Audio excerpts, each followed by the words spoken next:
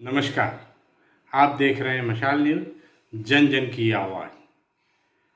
आफ्ताब इरफान के साथ चुनावों की आचार संहिता लग चुकी है और अब युद्ध का मैदान दोनों ही राजनीतिक पार्टियों के लिए खोल दिया गया है। लेकिन इससे कुछ मिनट पहले ही विधायक संयम लोढ़ा ने बत्तीसा नाला पेयजल योजना और जवाई पेयजल योजना, जिससे शिवगंज के गांव को पीने का पानी उपलब्ध कराया जाएगा, दोनों ही बड़ी योजनाओं का शिलान्यास किया। और आचार संहिता लगने से कुछ मिनट पहले क्या बोले विधायक संयम लोढ़ा, आइए देखें और साथ ही शिलान्यास।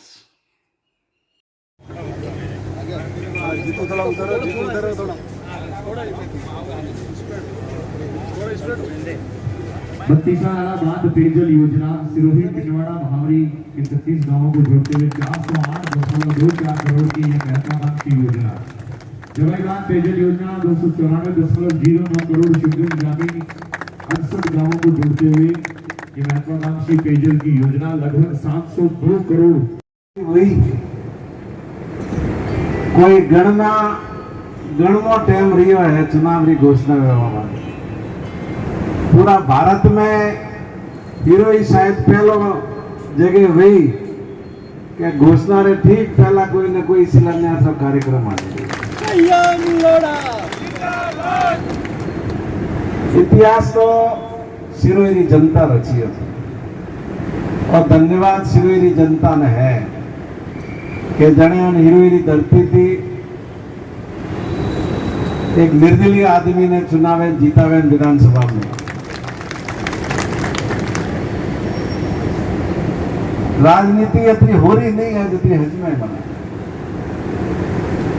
और जितने भी राजनीतिक कार्यकर्ता बैठे हैं, एक निवेदन करना चाहता हूं मैं कि अगर मन में सेवा का भाव हो, क्षेत्र के विकास का भाव हो, तो अपमान भी सहन करना पड़ता है।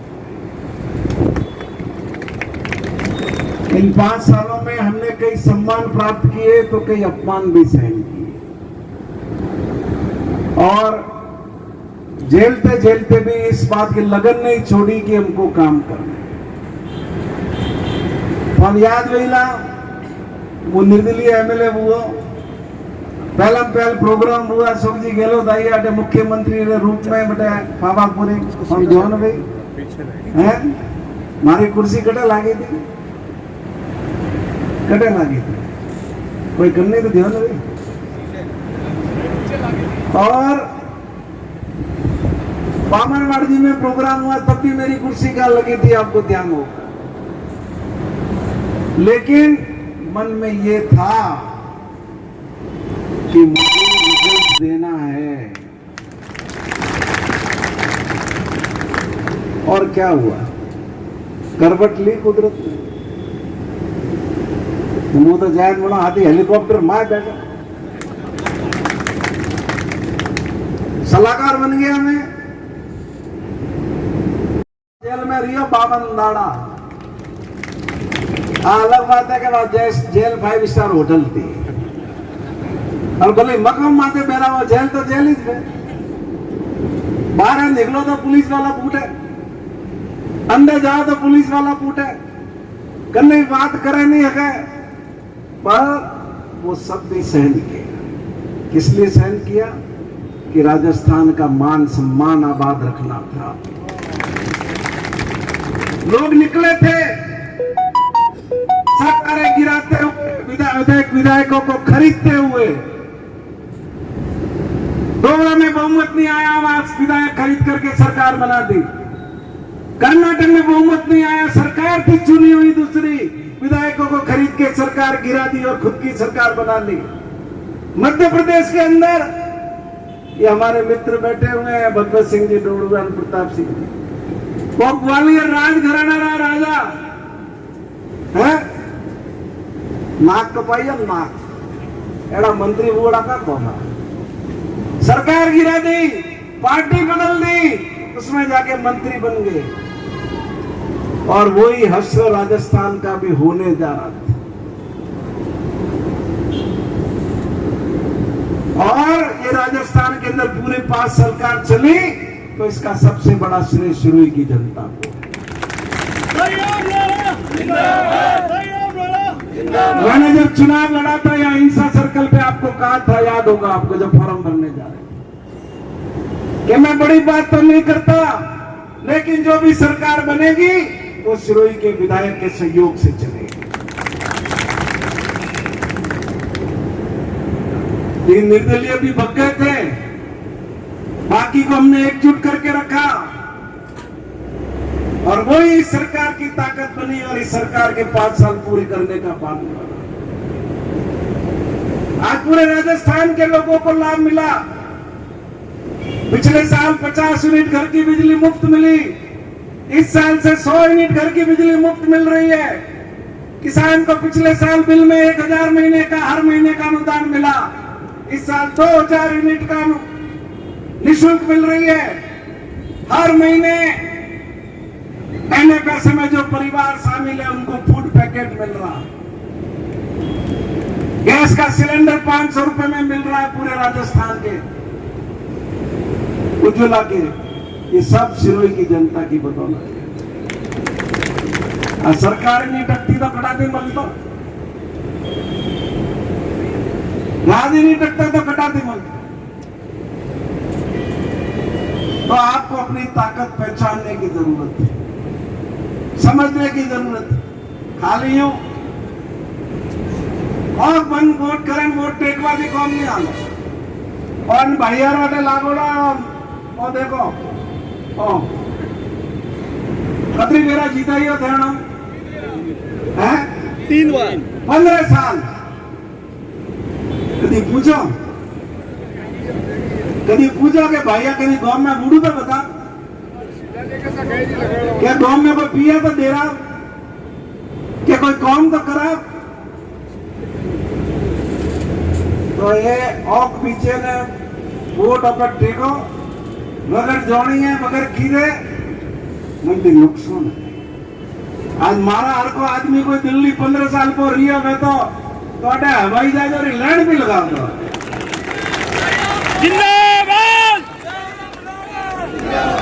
मैं 15 साल में तो रेलगाड़ी नहीं लगा गया और सर्वे बोर्ड पड़ी हो 1500 करोड़ रुपया भारत सरकार हारू 1500 करोड़ कहा है और देखो 800 करोड़ रुपया तो मैं खाली कौड़ी हारू लाई हो। हमें मैं नहीं करता था दिल्ली वाला मुंह का करूं, बस मैं टाबारी रेलगाड़ी लगाई है हीरोइन सीक्वेंस में बैठूंगा न कली राम जी भूलते होश मती कर दी दगली बारी जावाल रही है बड़े टाबरारी रेलगाड़ी चालू कर ली। तो एक बात को समझो आप, एक बात, आपके एक वोट से दिल्ली की सरकार बनती है, जयपुर की सरकार बनती है, सिरोही की सरकार। सही जगह पर दिया हुआ वोट इलाके का नक्शा बदल देता। पहला यहाँ पे कम काम नहीं की दो, वो पहली मेरा मन एमएलए बनाई आप स्कूल नहीं थी कटी, जाने वाला रास्ता नहीं था, पानी की व्यवस्था नहीं थी, बिजली की व्यवस्था नहीं थी। बे हो तेरे गांव मेड़ा था कि जो फ्लोराइड रो पोड़ी पीता फ्लोराइड मन हैंग ओपन बारे ओपे काढ़ी ये जतरी रीजनल स्कीम हैंग ओपे बना जटे 20 टाबर मलिया बड़े राजीव गांधी पाठशाला खोली ने बाद में प्राइमरी धके जान मिडल ये रास्ता नहीं था है मैं भले भले है ग्रामीण रास्ता बनाया हमें कॉमर्स काम उस समय भी हमने बहुत किया। तभी आपने मुझे दूसरी बार जिताया था जबकि राजस्थान में राज चला गया, पर नई पीढ़ी के लोगों को बहुत बात पता नहीं। 2008 में मैं जवाई बांध का पानी शिवगंज लाया था, शिवगंज शहर में, और जवाई बंदो हीरोई जिला थी नदी निकला जवाई नदी शिवगंज अखड़े में है नुकसान एरिया रो मोड़ो पानी हालता तो अटे एरिया रो पानी ऊंचो कुआं में लेवल ऊंचो वो रोकोड़ा तो नुकसान है अटे वो पर अपन पर हक नहीं मिली। पहले मेरा शिवगंज पानी लाइया हमें आप री हमारी मेहरबानी थी કે શિવગંજ 68 ગામ જોડોના અને જન્નાટ ગામ ચાલુ કરી તો ગજેન્દ્ર સિંહ તો ઉધે થોડો હોદરો ખોજો ગામ એ હીરો રહી છે और बात है प्रकाश टॉकी थी राज टॉकी थी हीरोइन बात और कौन है हमें ठेकेदार हुआ मोटा हमें गुजरात की सीमा माते ठेका लिए ने मध्य प्रदेश की सीमा माते ठेका लिए ने उत्तर प्रदेश की सीमा माते ठेका लिए अब हारू तो हमें हुआ कि भाई कौन मना बोला है कोई काम गए तो हो कि कोई बात तो नहीं। ये मैंने चुनाव जीतते ही इसका सर्वे करवा दिया था शिवगंज ग्रामीण का 68 गांवों का जवाई बांध से 2021 में बजट घोषणा हो गई, कोरोना था, पूरा साल ऐसे ही खराब चला गया, समय लग गया और अभी ये मंजूर होकर के आया। पूरे 68 गांव इससे जुड़ेंगे, एक एक घर जुड़ेगा और जो ग्रामीण क्षेत्र के अंदर स्थायी रूप से ये समस्या दूर होगी। ऐसे का ऐसे पीछे शिवगंज सिरोही तहसील के बचे हुए 77 गांवों का सर्वे चल रहा है, डीपीआर बन रही है उसकी। हमने 1000 एमसीएफटी पानी जवाई बांध में सिरोही और शिवगंज तहसील के पीने के लिए रिजर्व कराया है। मुख्यमंत्री जी ने 2 नए बांध स्वीकृत किए 3000 करोड़ रुपए के, बूझ और सांडमारिया, उनके भी टेंडर हो चुके। वो सारा पानी जवाई बांध के अंदर आएगा, 3000 एमसीएफटी पानी। और ये 2 करोड़ रुपए सिरोही तहसील के 77 गांवों को की डीपीआर बनाने के लिए स्वीकृत हुए बजट में, जिसकी डीपीआर बन चुकी है। कुछ उसमें ऑब्जेक्शन लगे हैं, वो ऑब्जेक्शन निकल रहे हैं। ये डीपीआर भी सबमिट होगी और आज मैं आपको भरोसा दिलाना चाहता हूं कि आने वाली सरकार 2023-24-25 के बजट में सिरोही तहसील के भी बचे हुए 77 गांवों का प्रोजेक्ट जवाई बांध का स्वीकृत करेगी। ये जो सिरोही आप देख रहे हैं, अब थोड़ा बदलिए लागे कि नहीं लागे है तो मंदिर 5 साल हीरोइन रिपब्लिक मन मलिया कितना 3 साल 2 साल तो सनातन धर्म को खत्म करना चाहते हैं। अरे प्रधानमंत्री जी, सनातन धर्म को न तो कोई खत्म कर सका है न कोई खत्म कर सके। ये धर्म की ध्वजा तो उन मुगलों के राज में भी हुई लहरा के घूमती रही है और आज भी घूम रही है। अपनी दुकान और अपनी कुर्सी की चिंता करो, सनातन की चिंता मत करो।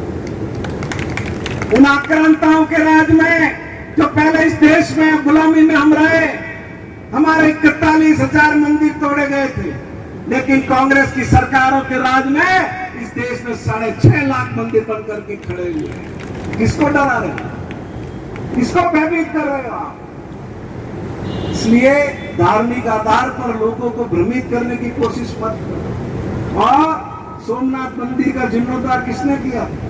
आप थे क्या उसमें? आप थे।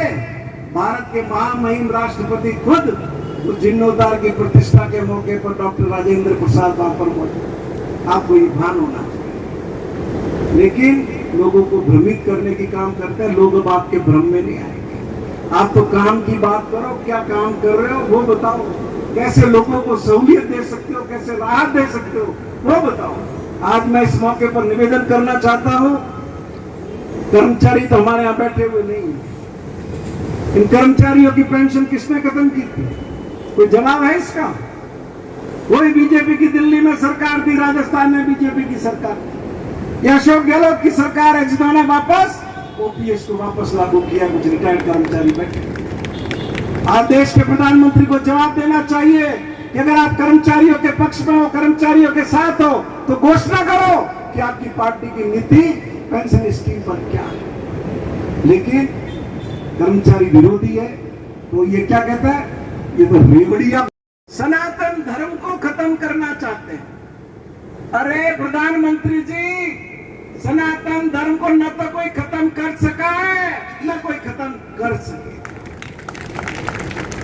ये धर्म की ध्वजा तो उन मुगलों के राज में भी हुई लहरा के घूमती रही है और आज भी घूम रही है। अपनी दुकान और अपनी कुर्सी की चिंता करो, सनातन की चिंता मत करो। उन आक्रांताओं के राज में जो पहले इस देश में गुलामी में हम रहे, हमारे 41,000 मंदिर तोड़े गए थे, लेकिन कांग्रेस की सरकारों के राज में इस देश में 6.5 लाख मंदिर बन करके खड़े हुए हैं। किसको डरा रहे हैं? किसको भयभीत कर रहे हो आप? इसलिए धार्मिक आधार पर लोगों को भ्रमित करने की कोशिश मत करो। और सोमनाथ मंदिर का जीर्णोद्धार किसने किया? आप थे क्या उसमें? आप थे। भारत के महामहिम राष्ट्रपति खुद उस जीर्णोद्धार की प्रतिष्ठा के मौके पर डॉक्टर राजेंद्र प्रसाद वहां पर मौजूद। आपको ये भान होना चाहिए। लेकिन लोगों को भ्रमित करने की काम करते हैं लोग। अब आपके भ्रम में नहीं आएंगे। आप तो काम की बात करो, क्या काम कर रहे हो वो बताओ, कैसे लोगों को सहूलियत दे सकते हो, कैसे राहत दे सकते हो वो बताओ। आज मैं इस मौके पर निवेदन करना चाहता हूं, कर्मचारी तो हमारे यहाँ बैठे हुए नहीं है। इन कर्मचारियों की पेंशन किसने खत्म की थी? कोई जवाब है इसका? वही बीजेपी की दिल्ली में सरकार थी, राजस्थान में बीजेपी की सरकार, या अशोक गहलोत की सरकार है जिन्होंने वापस ओपीएस को वापस लागू किया। कुछ रिटायर्ड कर्मचारी बैठे। आज देश के प्रधानमंत्री को जवाब देना चाहिए कि अगर आप कर्मचारियों के पक्ष में हो, कर्मचारियों के साथ हो, तो घोषणा करो कि आपकी पार्टी की नीति पेंशन स्कीम पर क्या है। लेकिन कर्मचारी विरोधी है, तो ये क्या कहता है? ये तो रेवड़िया